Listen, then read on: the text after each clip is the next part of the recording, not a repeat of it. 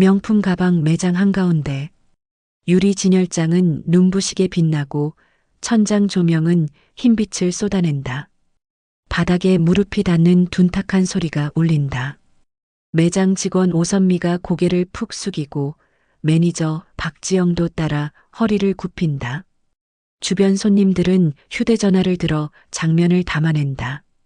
카메라는 떨리는 손과 눈물에 젖은 김말순의 얼굴을 훑는다. 겉모습만 보고 사람을 무시하면 언젠가 무릎 꿇게 되는 순간이 옵니다. 화면이 멈춘다. 이제 그날 있었던 일을 들려드리겠습니다. 아침 작은 집의 낡은 거울 앞.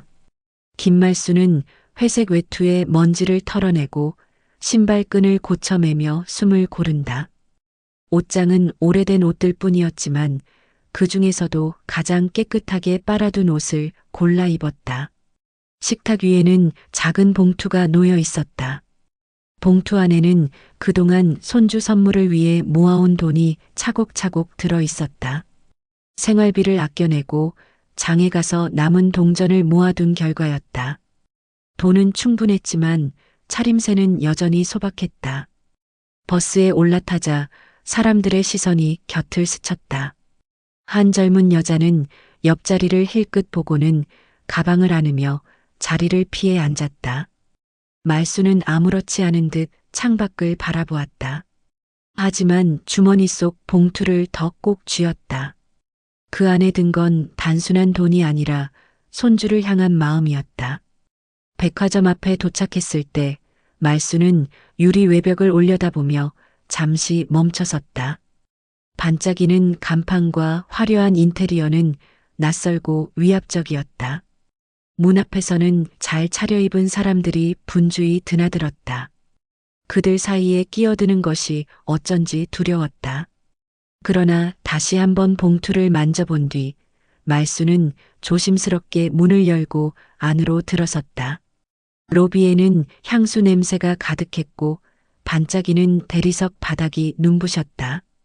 사람들은 고급 옷차림으로 여유롭게 걸으며 쇼핑백을 들고 다녔다. 말수는 눈을 깜빡이며 계단을 내려가 지하 명품 매장으로 향했다. 명품 가방 브랜드 벼라 매장 앞에 서자 발걸음이 멈췄다. 안쪽은 크림색 조명에 빛나는 진열장이 즐비했고 가죽 가방들이 줄지어 서 있었다. 손님들은 거침없이 가방을 들어 살펴보며 직원에게 주문을 건넸다.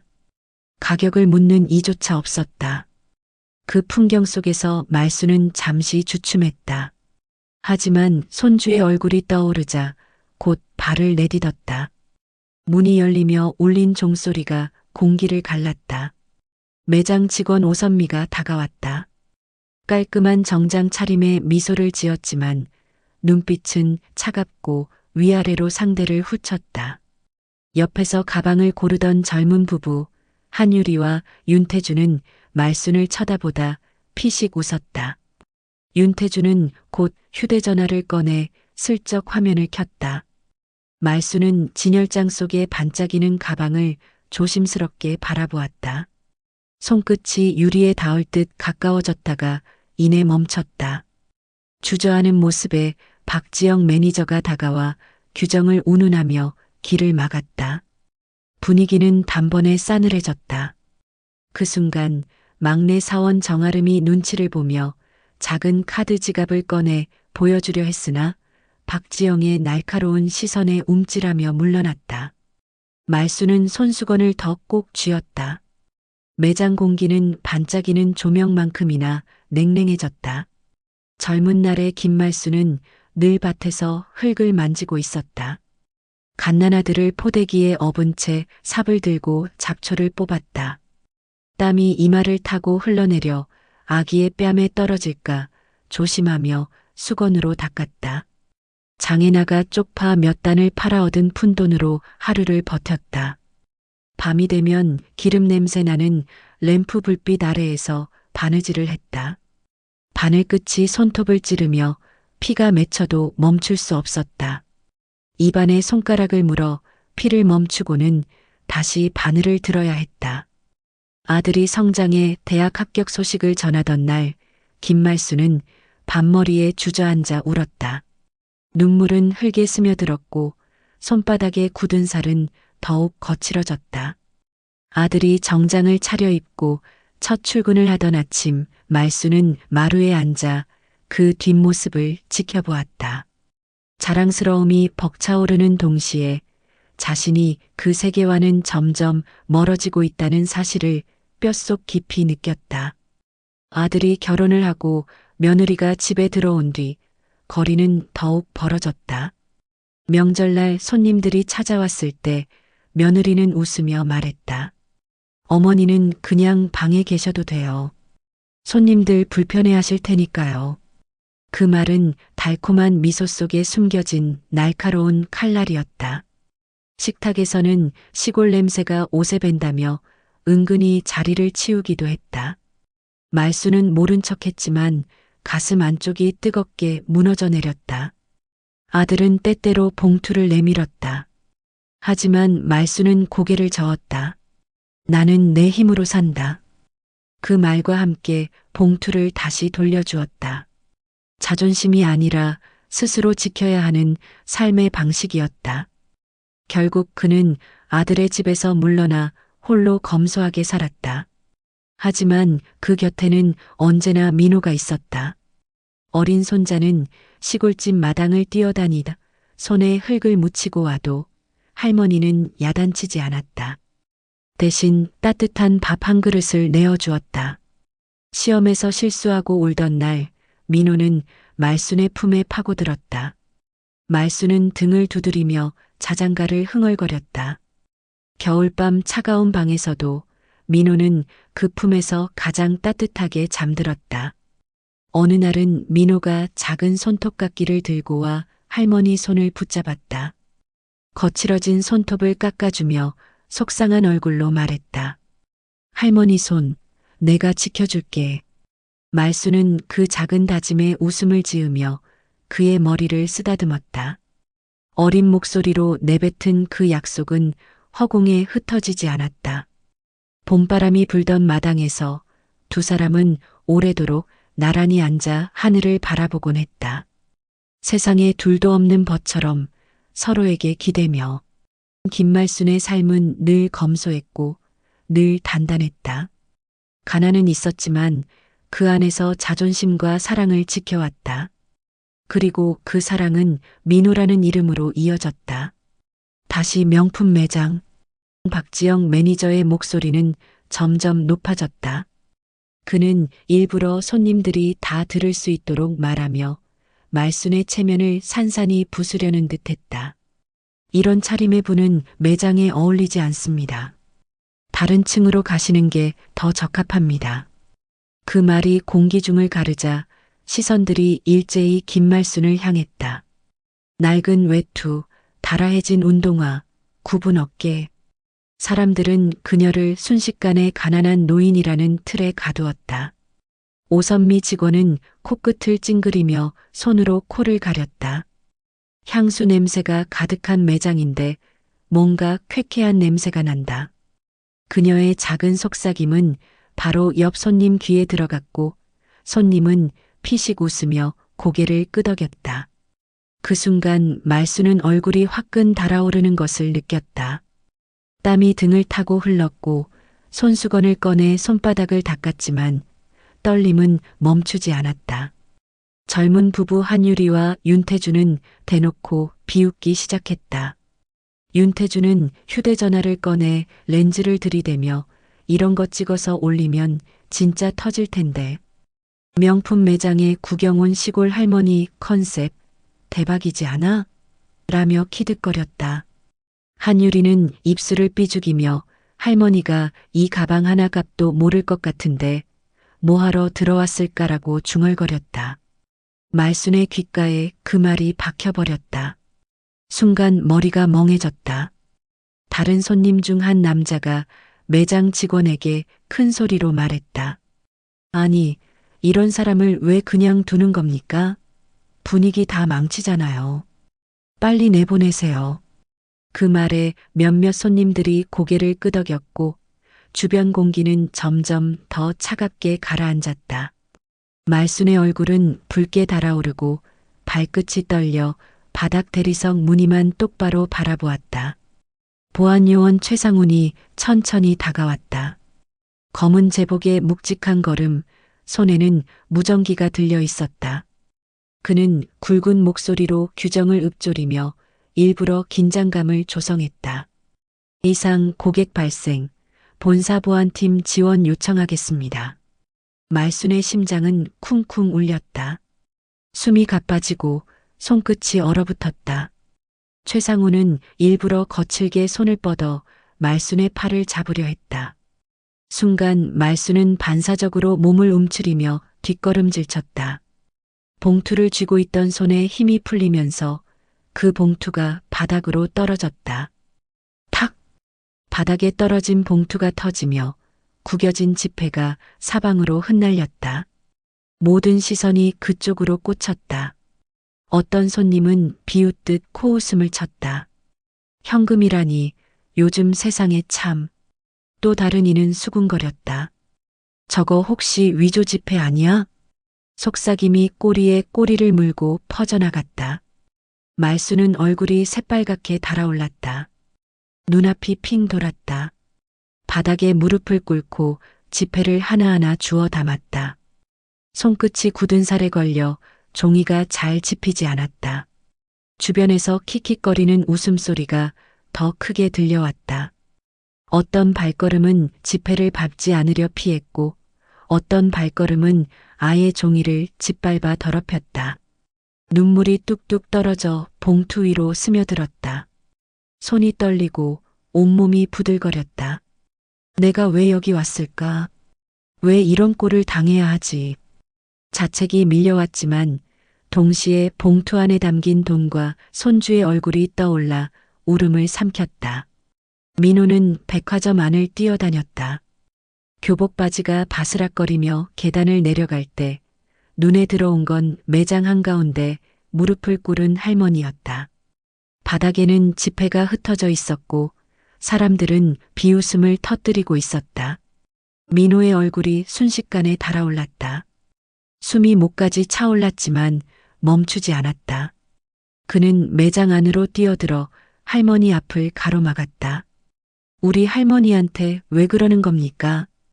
민호의 목소리는 떨렸지만 단단했다. 그러나 직원들의 반응은 싸늘했다. 박지영 매니저가 코웃음을 치며 말했다. 누구세요? 가족이에요? 그럼 똑같네요. 집안이 다 이런 수준인가 보죠? 오선미 직원은 비웃음을 섞어 말을 던졌다. 얘 봐, 교복 입은 거 보니까 학생이네. 돈은 있니? 여긴 학생들이 올 곳도 아니야. 보안요원 최상우는 팔짱을 끼며 민호를 노려봤다. 너도 같이 나가. 할머니 따라 나가라고. 순간 손님들 사이에서 키득거림이 번졌다. 가족끼리 왔나 보네. 아까부터 좀 이상하다 했어. 쫓아내야지. 민호의 눈빛이 불길처럼 타올랐다. 그는 직원들을 향해 낮고 단단하게 내뱉었다. 당신들 지금 큰일 내고 있는 겁니다. 정말 큰일 나요. 그러나 직원들은 아랑곳하지 않았다. 박지영 매니저는 팔짱을 끼고 비웃으며 말했다. 큰일? 우리가 무슨 큰일이 나겠어. 하라면 하지. 벌 받으면 받지. 지금은 내가 나가야 돼. 오선미는 손가락으로 출입구를 가리키며 목소리를 높였다. 둘 다 나가세요. 이 매장은 이런 손님을 모시지 않습니다. 보안요원 최상우는 한 발 더 다가오며 민호의 팔을 억지로 끌어내려 했다. 사람들은 그 장면을 휴대폰에 담으며 수군거렸다. 학생까지 끌려나가네. 진짜 막장이네. 김말수는 얼굴을 감싸며 흐느꼈다. 내가 잘못 온 거다. 민호야, 미안하다. 그 목소리가 떨려 퍼졌다. 그러나 민호는 흔들리지 않았다. 그는 팔을 뿌리치고 매장 안을 가득 채운 목소리로 외쳤다. 이제 곧 당신들 후회하게 될 겁니다. 그 말이 끝나자마자 묵직한 구두 소리가 매장 안에 울려 퍼졌다. 텅, 텅, 텅.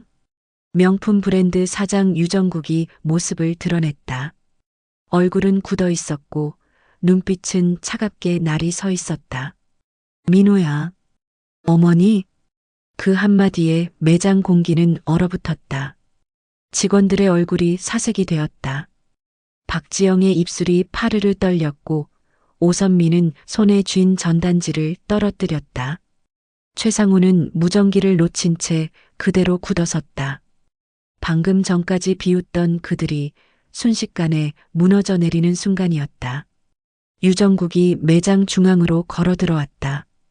얼굴은 차갑게 굳어 있었고 눈빛은 칼날처럼 서 있었다. 방금 전까지 조롱하던 직원들과 손님들이 하나같이 얼어붙었다. 그는 잠시 아무 말도 하지 않았다. 무겁고 길게 흐르는 침묵이 사람들의 목을 죄었다. 박지영 매니저는 손끝이 떨리며 이마에서 흘러내린 땀방울이 바닥에 떨어졌다. 오선미 직원은 입술을 깨물다 결국 눈물을 흘리며 고개를 숙였다. 보안요원 최상우는 무전기를 놓쳐 바닥에 떨어뜨렸다. 유정국이 낮지만 벼락 같은 목소리로 물었다. 당신들 눈에는 내 어머니가 무엇으로 보였습니까? 정적이 흘렀다. 대답하는 이는 없었다. 그의 눈빛이 더 깊어졌다. 당신들 눈에는 낡은 외투와 오래된 신발이 전부로 보였습니까? 평생 버텨온 인생이 그렇게 값없어 보였습니까? 직원들의 어깨가 움찔했다. 숨소리만 거칠게 흘렀다.